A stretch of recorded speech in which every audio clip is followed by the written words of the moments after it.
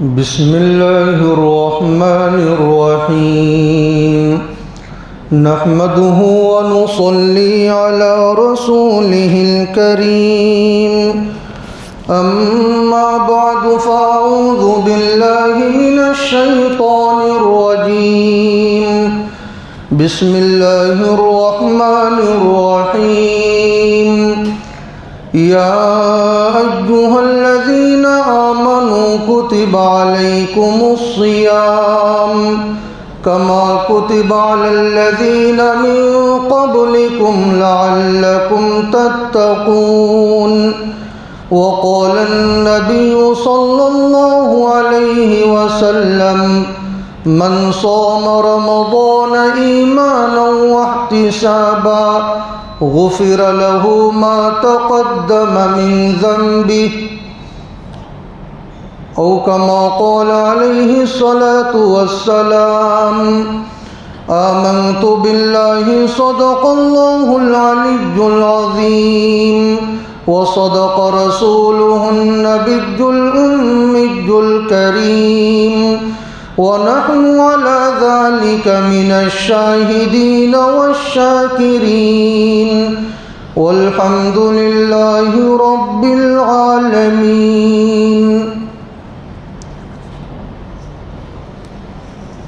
معزز علماء کرام، دانشوران قوم و ملت اور قابل صد احترام بزرگوں اور دوستوں، پروردگار عالم کا شکر اور احسان ہے کہ اللہ تعالی شانہ نے اپنے فضل و کرم سے رمضان المبارک کا یہ پہلا جمعہ ہمیں نصیب فرمایا. جو آیت کریمہ میں نے خطبے میں تلاوت کی ہے، پروردگار عالم نے اس آیت کریمہ میں رمضان المبارک کی اہم ترین عبادت یعنی روزے کی فرضیت اور اس کی ترغیب کے سلسلے میں بیان فرمایا ہے، اور دیگر آیات بھی اس سلسلے میں اس کی مؤید ہیں کہ اللہ تعالی شانہ نے رمضان المبارک کی جو خاص عبادت ہے یعنی روزہ، اس کو بہت زیادہ اہمیت دی ہے. اسی لیے اللہ تعالی شانہ نے خصوصیت کے ساتھ اہل ایمان کو مخاطب بنا کر یہ ارشاد فرمایا کہ اے ایمان والو، تم پر روزہ فرض قرار دیا گیا ہے جیسا کہ تم سے پہلی بھی امتوں پر یہ روزہ فرض قرار دیا گیا تھا تاکہ تم پرہیزگار بن جاؤ، متقی بن جاؤ. آپ غور کریں گے تو معلوم ہوگا کہ دیگر جو عبادتیں ہیں، پروردگار عالم نے ان عبادتوں کو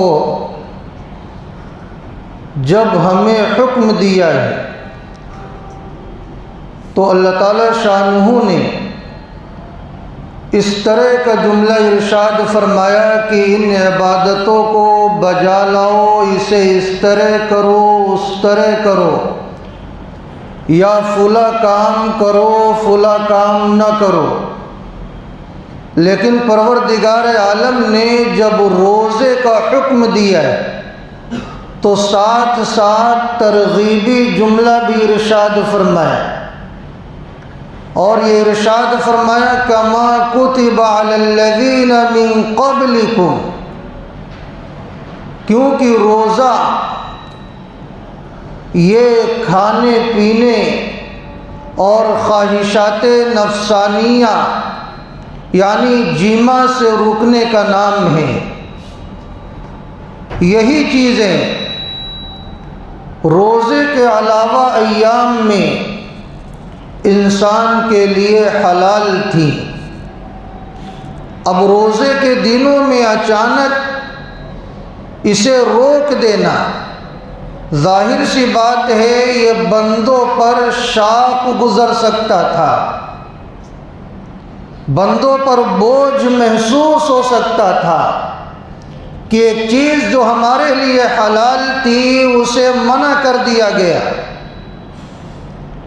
پروردگار عالم نے اسی لیے ترغیبی جملہ ارشاد فرمایا ہے کہ اے امت محمدیہ کے لوگوں، تم یہ نہیں سمجھنا کہ روزہ صرف تمہیں حکم دیا گیا ہے، اس کا مطالبہ صرف تم سے ہے، ایسا نہیں، بلکہ تم سے پہلے بھی جو امتیں گزری ہیں ان سے بھی روزے کا مطالبہ کیا گیا تھا،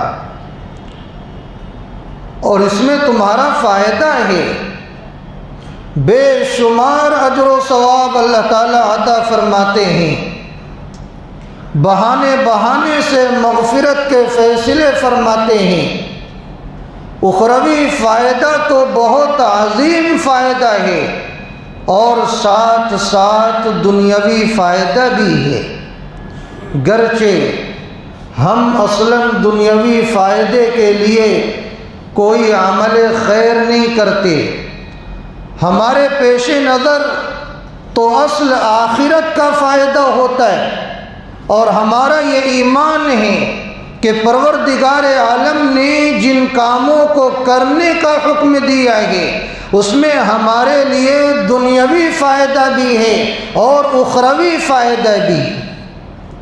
ایسا کیسے ہو سکتا ہے؟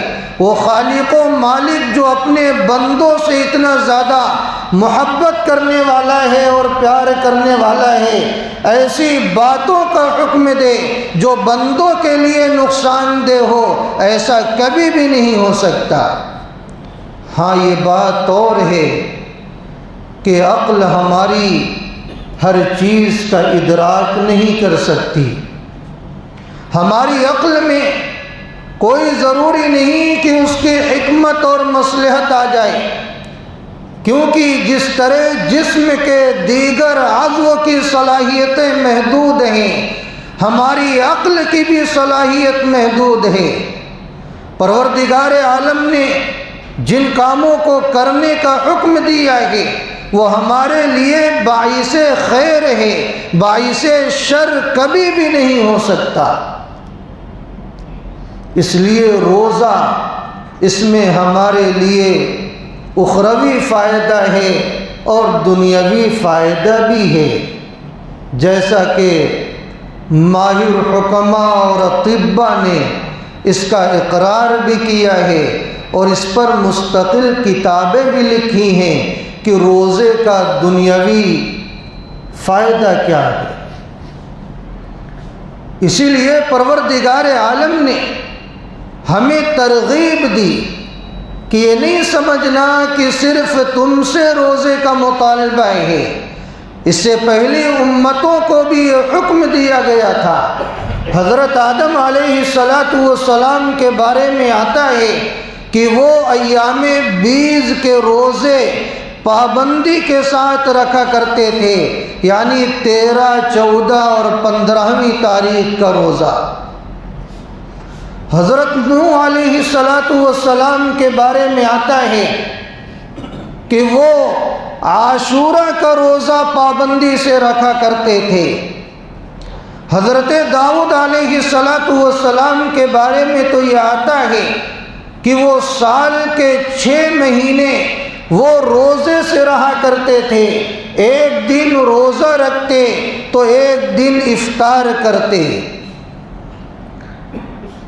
حضرت موسیٰ علیہ السلام نے 40 دن کا روزہ رکھا اور آپ کی بھی امت 40 دن کا روزہ رکھا کرتی تھی۔ حضرت عیسیٰ علیہ السلام کی قوم کو 2 مہینے روزہ رکھنے کا حکم ہوا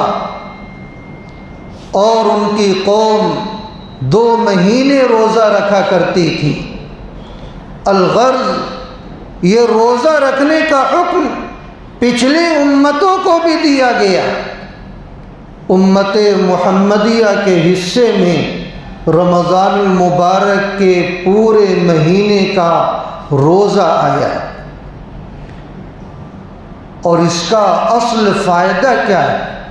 پروردگار عالم نے اسی آیت کریمہ میں ارشاد فرمایا لعلکم تتقون، تاکہ تم متقی بن جاؤ۔ اللہ تعالیٰ یہ چاہتے ہیں کہ میرے بندوں میں تقوی پیدا ہو جائے، کیونکہ یہی تقوی اللہ کی رضا کے حصول کا ذریعہ ہے، اور یہی تقوی جنت میں لے جانے کا ذریعہ ہے۔ اس لیے پروردگار عالم یہ چاہتے ہیں کہ میرے بندوں کی زندگی میں تقوی آ جائے۔ یہ روزہ اسی کی محنت کا ذریعہ ہے، اسی کی ایک بنیاد ہے۔ جو آدمی اخلاص کے ساتھ روزہ رکھتا ہے، پروردگار عالم اس کی زندگی میں تقوی پیدا فرماتے ہیں، اور اسی ایک مہینے کی برکت سے جو بقیہ 11 مہینے ہیں اس میں بھی یہ تقوی کی صفت اس بندے کے اندر نظر آتی ہے۔ تقوی کے تو ظاہری معنی پرہیزگاری کے آتے ہیں، اور اس کا ایک عام معنی ہے گناہوں سے بچنا، اللہ کی نافرمانی سے خود کو بچانا۔ لیکن گناہوں سے بچنے کی 2 صورتیں، ایک صورت تو یہ ہے کہ بندہ گناہ کرنا چاہتا ہے، اس کی خواہش ہے کہ میں فلاں گناہ کا کام کر لوں، لیکن موقع مناسب نہیں آتا کہ وہ اس گناہ کے کام کو انجام دے سکے،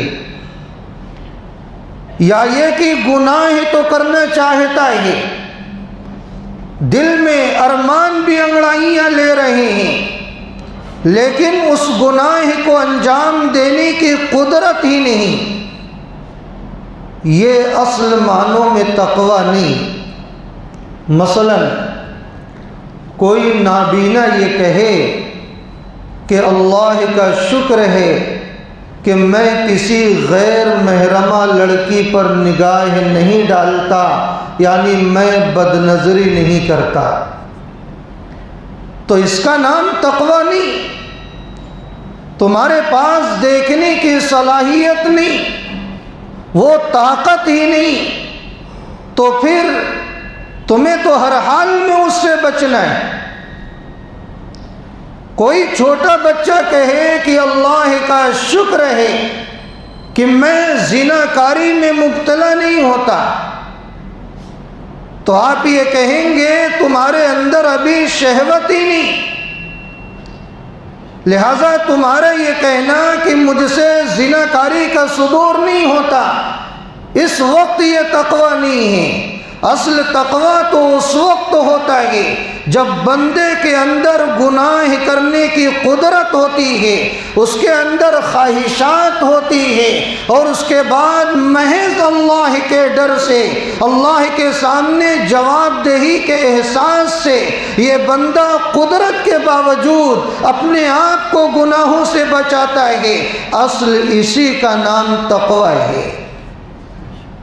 مثلا ایک جوان ہے، ساتھ ساتھ حسن و جمال کا پیکر بھی ہے، اس کے پاس مال بھی ہے، ہر طرح کی فراوانی ہے، اگر وہ چاہے تو آسانی کے ساتھ زنا کاری اور بے حیائی میں مبتلا ہو سکتا ہے، وہ جب چاہے کسی لڑکی کو اپنی طرف مائل کر سکتا ہے اور برے کام میں ملوث ہو سکتا ہے، لیکن محض اللہ کے خوف سے، اللہ کے ڈر سے، جہنم میں داخلے کے خوف سے وہ اپنی جوانی کو گناہ سے بچاتا ہے، اپنے مال کو گناہ میں لگانے سے بچاتا ہے، اپنے حسن و جمال کے غلط استعمال سے بچاتا ہے۔ یہ اصل میں تقوی ہے کہ قدرت کے باوجود گناہوں سے بچ جانا۔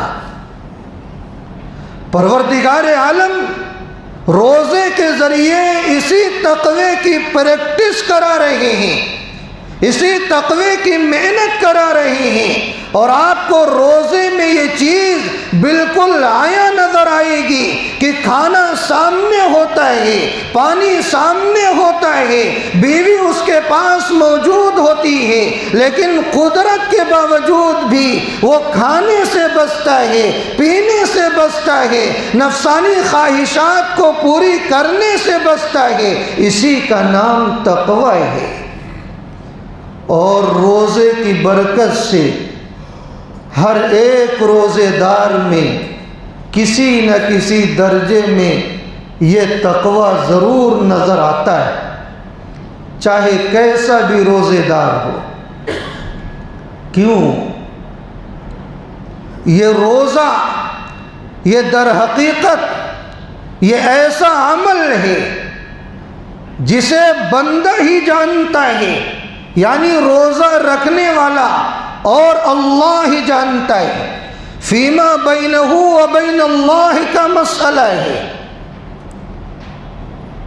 دوسرے بندے اگر کسی کے تعلق سے پتہ لگانا چاہیں کہ یہ روزے دار ہے کہ نہیں ہے تو صحیح معنوں میں وہ پتہ نہیں لگا سکتے۔ کیوں؟ اس لیے کہ بندہ تنہائی میں جائے، کون کس کے پاس کب رہتا ہے، چپکے سے کبھی بھی پانی پی کر اپنی حلق کو تر کر لے اور اپنے آپ کو سکون پہنچا لے، اللہ کے سوا کون جانے گا۔ اور اگر اسے خلوت کا موقع نہ ملا، اس نے سب کے سامنے کلی کرنے کے بہانے پانی کو منہ میں لیا اور ہلکا سا پانی اپنی حلق کے نیچے اتار لیا، کون جان سکتا ہے اور سمجھ سکتا ہے، وہ اپنے آپ کو راحت پہنچا سکتا ہے۔ لیکن آپ مجھے بتلائیے، یہاں جتنے بھی روزے دار ہیں، کیا کسی کا ضمیر یہ گوارا کرتا ہے کہ وہ تنہائی میں چپکے سے پانی کو پینے والا بن جائے اور لوگوں کے سامنے بظاہر روزے دار بن جائے؟ کیا ایسا کسی کا ضمیر گوارا کرتا ہے؟ ہرگز ہرگز نہیں۔ اسی کا نام تقوی ہے، اور یہی اللہ کا استحضار اللہ کو مطلوب ہے، اور یہی استحضار بندوں کو گناہوں سے بچانے والا ہے۔ اگر پوری زندگی کسی کی زندگی میں یہ استحضار پیدا ہو جائے تو وہ بندہ ولی بن جائے۔ لعلکم تتقون، اللہ تعالیٰ یہ چاہتے ہیں کہ ہماری زندگی میں تقوی پیدا ہو جائے۔ اسی لیے میں یہ کہتا ہوں کہ اگر ہم سے یہ نہیں ہو سکتا کہ پوری زندگی ہم اپنے اندر تقوی پیدا کریں، ویسے تو ہونا یہی چاہیے، ارادہ بھی یہی ہونا چاہیے، لیکن نفس پر محنت کرنے کا جو طریقہ ہے، جو ہمارے اکابرین نے ہمیں سکھلایا ہے، وہ میں آپ کو بتلاتا ہوں۔ کم از کم اس رمضان المبارک کے مہینے میں اپنے نفس کو اس بات پر آمادہ کریں کہ میرا نفس، بس ایک مہینہ تجھے اپنے اندر تقوی پیدا کرنا ہے، گناہوں سے تجھ کو اپنے آپ کو بچانا ہے۔ اپنے نفس کو ایک مہینے کے لیے منائیے اور خوب زیادہ نفس پر محنت کیجیے، اور یہ عزم کیجیے کہ اس رمضان المبارک کے مہینے میں میں اپنے اندر تقوی پیدا کروں گا، اللہ کا استحضار پیدا کروں گا، گناہوں سے بچتا رہوں گا، روزے کی عبادت کو خصوصیت کے ساتھ، اخلاص کے ساتھ انجام دینے والا بنوں گا۔ اگر آپ نے ایک مہینہ نفس کو منا لیا اور اخلاص کے ساتھ آپ نے رمضان کے مہینے کو پورا کیا تو یاد رکھیں اسی کی برکت سے اللہ تعالیٰ پوری زندگی آپ کے اندر تقوی پیدا فرما دیں گے۔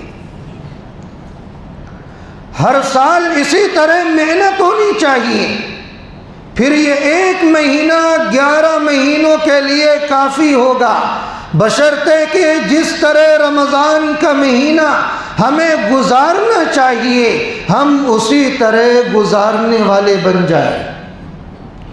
تو یہ ارادہ کریں کہ انشاءاللہ رمضان کا بابرکت مہینہ پورے اہتمام کے ساتھ اللہ کی رضا کے حصول کے لیے تقوی اور طہارت کے ساتھ گزاریں گے۔ ایک حدیث پاک جو میں نے خطبے میں تلاوت کی، اللہ کے رسول صلی اللہ علیہ وسلم نے ارشاد فرمایا، من صام رمضان ایمانا واحتسابا غفر له ما تقدم من ذنبی، کہ جس شخص نے اللہ کی عطا پر یقین کے ساتھ اور حصول ثواب کی نیت کے ساتھ روزہ رکھا تو اللہ تعالیٰ اس کے پچھلے تمام گناہوں کو معاف فرما دیتے ہیں۔ کتنی اہم فضیلت ہے۔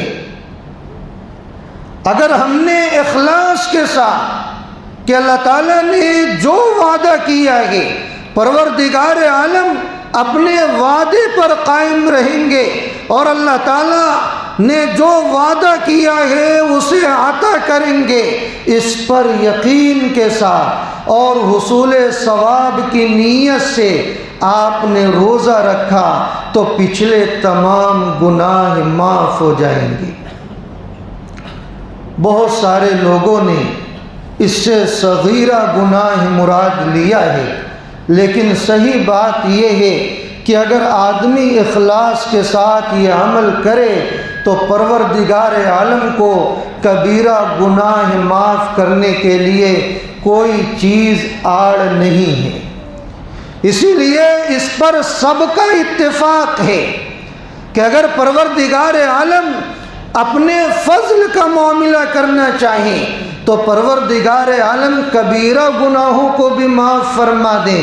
اللہ کا ہاتھ کوئی پکڑنے والا نہیں، اس لیے بڑی امید کے ساتھ ہم اس عمل کو انجام دینے والے بنے۔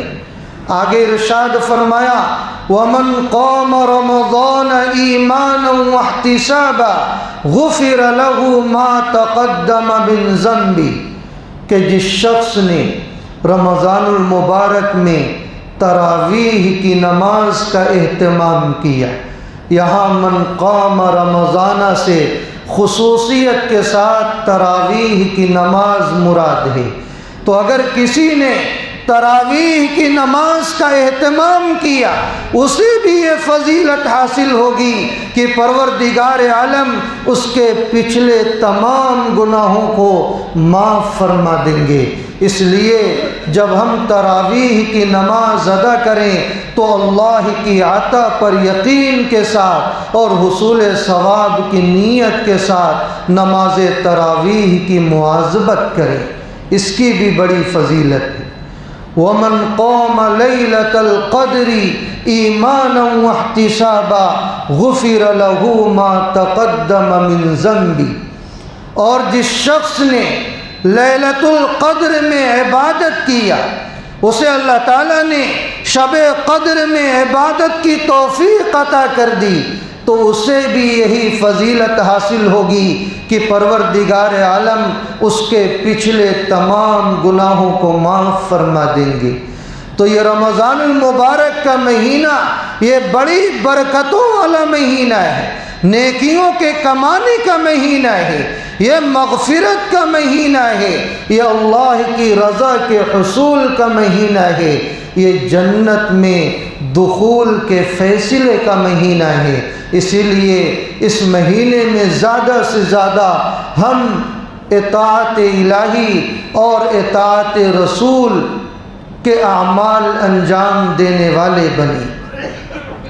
اسی طرح حدیث پاک میں آتا ہے، اس مہینے کی عظمت کو بیان کرتے ہوئے حضرت ابو امامہ رضی اللہ عنہ وہ روایت کرتے ہیں کہ ایک مرتبہ میں نے اللہ کے رسول صلی اللہ علیہ وسلم سے عرض کیا کہ اللہ کے رسول صلی اللہ علیہ وسلم کوئی بڑا عمل بتا دیجئے، یعنی کوئی ایسا عمل بتائیے جس عمل کو اپنانے کے بعد میری کامیابی بالکل طے ہو جائے، یعنی ناکامی کا شائبہ بھی نہ رہے، میں کامیاب ہو جاؤں۔ اللہ کے رسول صلی اللہ علیہ وسلم نے ارشاد فرمایا روزہ رکھا کرو، اس لیے کہ اس کے مثل کوئی عمل نہیں۔ دوبارہ اس صحابی نے یہی سوال کیا، آپ علیہ السلام نے دوبارہ ارشاد فرمایا روزہ رکھا کرو، اس کے برابر کوئی عمل نہیں۔ تیسری مرتبہ اس صحابی نے یہی سوال کیا، آپ نے ارشاد فرمایا تیسری مرتبہ کہ روزہ رکھا کرو، اس کے برابر کوئی عمل نہیں۔ معلوم یہ ہوا کہ روزہ اپنے اندر بہت ساری امتیازی خصوصیات رکھتا ہے۔ یہی کیا کم ہے کہ روزے والے عمل میں جس طرح اللہ کا استحضار ہوتا ہے، اللہ کے سامنے جواب دہی کا احساس ہوتا ہے، کسی اور عمل میں یہ استحضار نظر نہیں آتا، اور یہ استحضار ہی اللہ کو مطلوب ہے اور اللہ تعالیٰ کو پسندیدہ ہے۔ ایک مرتبہ رسول اللہ صلی اللہ علیہ وسلم نے ارشاد فرمایا کہ میری اس امت کو روزے کی برکت سے 5 ایسی خصوصیات عطا کی گئی جو کسی اور امت کو عطا نہیں کی گئی۔ پہلی خصوصیت خلوف فم الصائم اطیب عند اللہ من ریح المسک، کہ روزے دار کے منہ کی بو اللہ تعالیٰ کے نزدیک مشک و عنبر سے زیادہ پسندیدہ ہے۔ آپ یہ کہیں گے کہ یہ بو بظاہر تو نفرت والی چیز ہوتی، اور حقیقت بھی یہی ہے۔ بندہ جب بھوکا رہتا ہے تو معدے کے خالی ہونے کی وجہ سے، خاص طور پر شام کے وقت یعنی عصر اور مغرب کے جو درمیان کا وقت ہوتا ہے، اس وقت ایک قسم کی بو پیدا ہوتی ہے، اور کبھی کبھی ہم ایک دوسرے سے بات کرتے ہوئے محسوس بھی کیا کرتے ہیں۔ یہ بو در حقیقت یہ نفرت والی چیز ہے، لیکن اصل میں یہ بو جس وجہ سے پیدا ہوئی ہے وہ اللہ کے حکم کی تعمیل کی وجہ سے ہوئی، روزہ رکھنے کی وجہ سے ہوئی۔ اللہ تعالیٰ نے اس روزے دار سے مطالبہ کیا، تمہیں کھانے سے رکنا ہے، پینے سے رکنا ہے، اس وجہ سے یہ بو پیدا ہوئی ہے، تو اللہ تعالیٰ کے نزدیک یہ بو پسندیدہ ہو گئی، اس لیے کہ اس کا تعلق عشق و محبت سے ہے۔ آپ کو اندازہ ہوگا، آپ نے سنا بھی ہوگا کہ ایک مرتبہ مجنو ایک کتے کے پیر کو بوسہ لے رہا تھا۔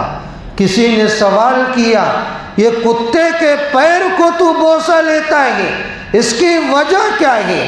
وہ کہنے لگا تجھے معلوم نہیں، یہ میری لیلا کی گلی سے گزر کر آیا ہے، اس لیے مجھے اس کے پیروں سے محبت ہے۔ تو جو عشق و محبت سے جو چیز تعلق رکھتی وہ اپنے اندر ایک امتیازی حیثیت رکھتی۔ جب بندہ روزہ رکھتا ہے تو اللہ کو پیارا ہو جاتا ہے، گرچہ یہ بو ظاہری اعتبار سے نفرت کی چیز ہوتی ہے، لیکن یہ اللہ کے نزدیک اتنی زیادہ پسندیدہ ہوتی ہے کہ مشک و عنبر سے زیادہ یہ حیثیت اور اہمیت رکھنے والی بن جاتی۔ دوسرا جو انعام ہے وَتَسْتَغْفِرُ لَهُمُ الْحِيتَانُ فِي جَوْفِ الْمَاءِ وَتَسْتَغْفِرُ لَهُمُ الْحِيتَانُ حَتَّى يُفْطِرُوا، کہ مچھلیاں سمندر میں پانی کی تاریکیوں میں روزے داروں کے لیے دعائے مغفرت کرتی۔ اصل میں یہ بھی محبت کی وجہ سے، حدیث پاک سے معلوم ہوتا ہے جو بندہ اللہ کو محبوب ہو جاتا ہے، پروردگار عالم آسمانوں میں اور زمینوں میں، آسمانی مخلوق میں اور زمینی مخلوق میں حضرات ملائکہ کے ذریعے اس بات کا اعلان کروا دیتے ہیں یہ بندہ میرا محبوب ہے۔ اے آسمانی مخلوق، اے زمینی مخلوق، تم اس بندے سے محبت کرو۔ ہر ایک کے دل و دماغ میں اللہ تعالیٰ اس کی محبت کو اتار دیتے ہیں۔ اسی کا اثر ہوتا ہے کہ سمندر کی تاریکیوں میں رہنے والی یہ مچھلیاں بھی روزے دار سے محبت کرتی ہیں اور اس کے لیے دعائے مغفرت کیا کرتی۔ کتنی بڑی سعادت کی بات۔ اور آگے تیسری خصوصیت اللہ کے رسول صلی اللہ علیہ وسلم نے یہ ارشاد فرمائی، وَيُزَيِّنُ اللَّهُ عَزَّ وَجَلَّ كُلَّ يَوْمٍ جَنَّتَهُ، کہ پروردگار عالم ہر دن جنت کو آراستہ فرماتے اور یہ کہتے ہیں کہ میرے فرما بردار اور نیک بندے ان قریب دنیاوی مشقتوں سے آزاد ہو کر تیرے پاس آنے والے ہیں، تیرے اندر داخل ہونے والے۔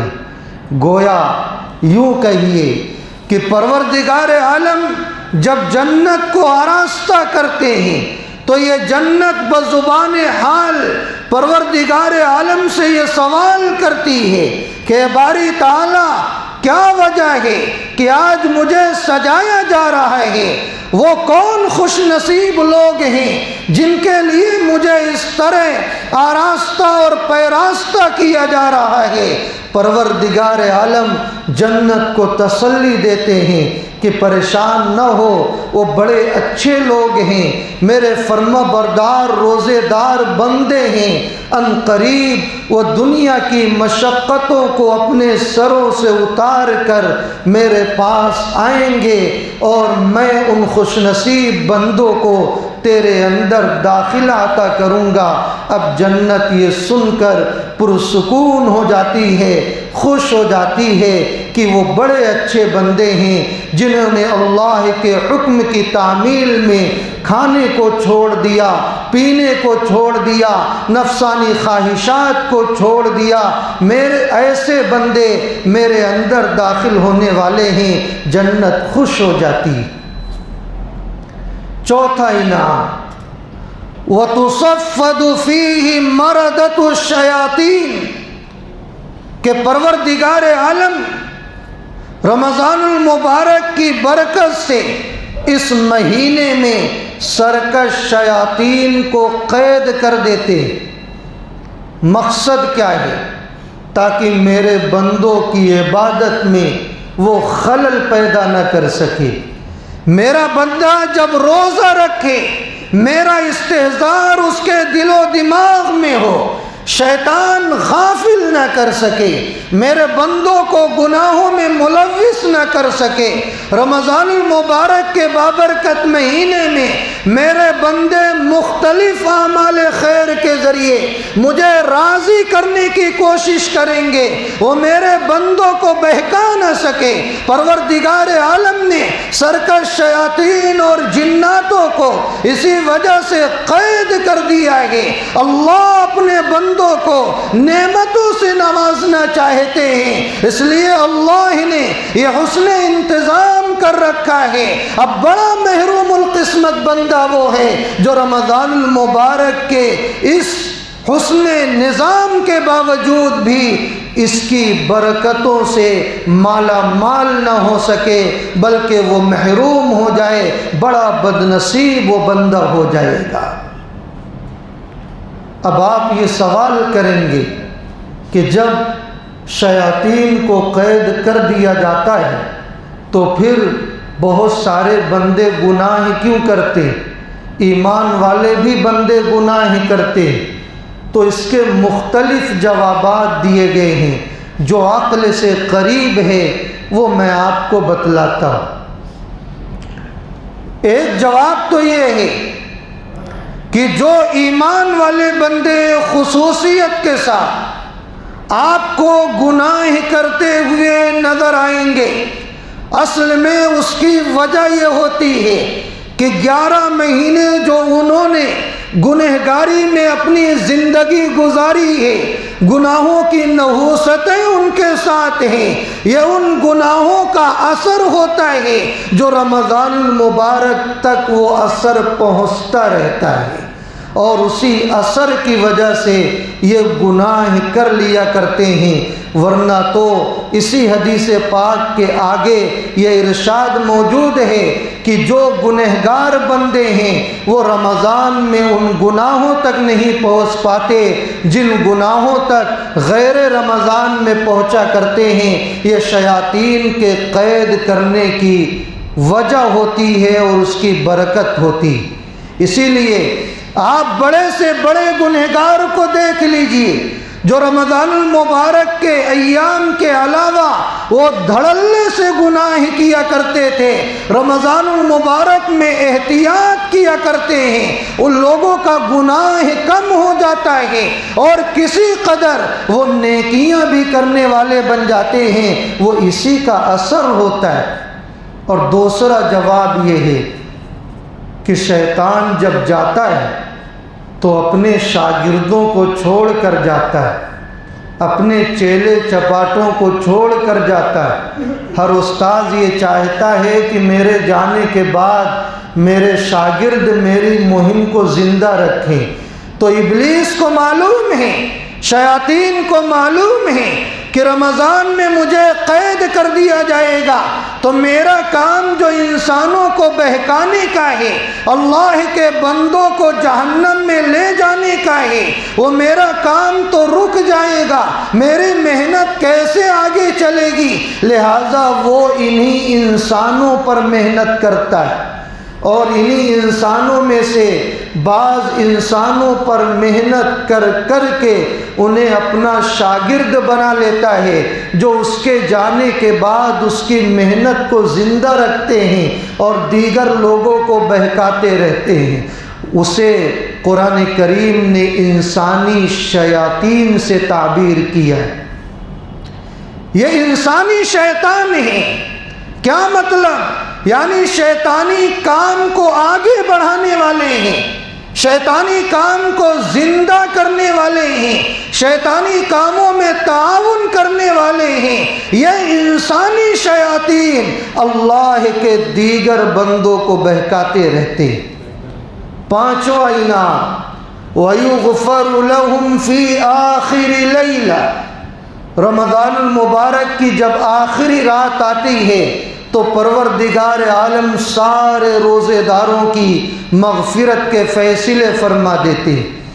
حضرات صحابہ رضوان اللہ علیہم اجمعین نے عرض کیا، اے اللہ کے رسول صلی اللہ علیہ وسلم، کیا وہ شب قدر ہوتی ہے؟ ارشاد فرمایا نہیں، بلکہ اللہ کا اصول اور دستور یہ ہے کہ کام ختم ہونے پر مزدور کی پوری پوری مزدوری دے دی جائے۔ جن لوگوں نے رمضان کی قدر کی، محنتیں کی، اب جب آخری رات آتی ہے تو پروردگار عالم بطور مزدوری کے سب لوگوں کی مغفرت کے فیصلے فرما دیتے ہیں۔ اس لیے میرے بھائی، یہ رمضان المبارک کا مہینہ یہ بہت باعظمت مہینہ ہے، اس کے ایک ایک لمحے کی ہم قدر کرنے والے بن جائیں۔ کیا پتہ اگلا رمضان ہمیں نصیب ہو یا نہ ہو۔ اور آپ کو معلوم ہے کہ کہ بہت سارے حضرات ایسے تھے جو گزشتہ رمضان میں یہاں موجود تھے اور آج وہ قبر کی زینت بنے ہوئے ہیں، معلوم نہیں اگلا رمضان ہمیں ملے یا نہ ملے۔ اس لیے میرے بھائی جو موقع ہے اسے ہم سب غنیمت سمجھیں، روزہ خصوصیت کے ساتھ نہایت اہتمام سے رکھیں۔ بعض لوگ معمولی بہانوں سے روزہ چھوڑ دیتے ہیں۔ ایک حدیث میں آپ کو سناتا ہوں، اس سے آپ کو معلوم ہوگا کہ رمضان المبارک کے ایک ایک روزے کی اللہ کی نگاہ میں کتنی زیادہ اہمیت ہے۔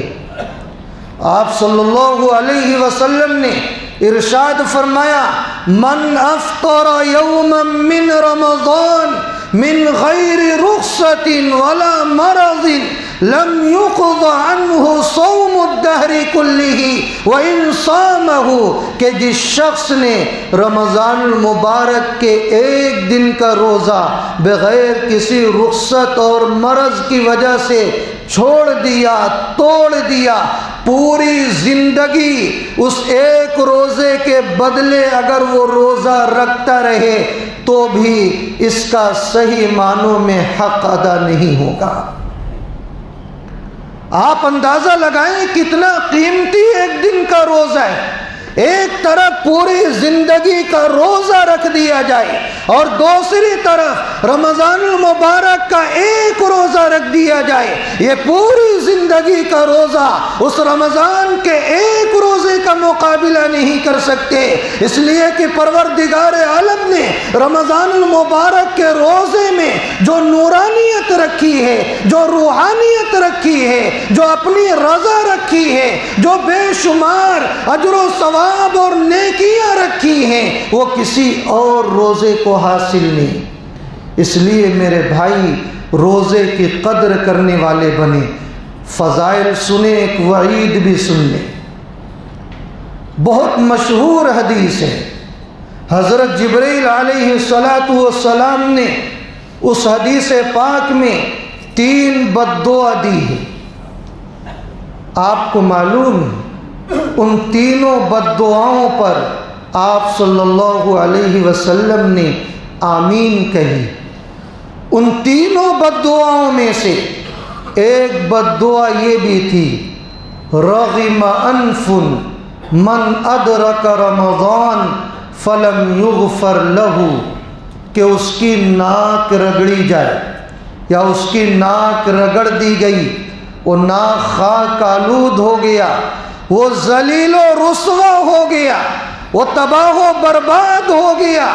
جس شخص نے رمضان المبارک کا بابرکت مہینہ پایا اور اس نے اچھے اچھے اعمال کر کے اپنی مغفرت نہ کرا لی ہو اور اس کی مغفرت کی بشارت نہ سنا دی گئی ہو، وہ شخص ہلاک و برباد ہو جائے، ذلیل و خوار ہو جائے۔ یہ بد دعا دینے والے سید الملائکہ حضرت جبرائیل علیہ السلام ہیں، اور اس بد دعا پر آمین کہنے والی جو شخصیت ہے وہ فخر رسول محسن انسانیت رحمت دو عالم حضرت محمد الرسول اللہ صلی اللہ علیہ وسلم کی شخصیت ہے۔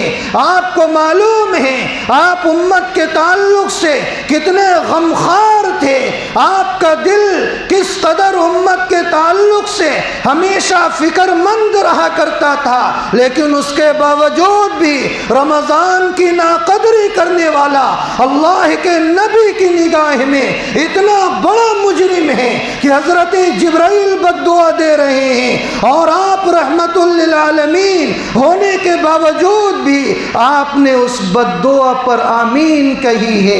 یہ کتنی سخت وعید ہے، کیا اس کی قبولیت میں کوئی شک اور تردد ہو سکتا ہے؟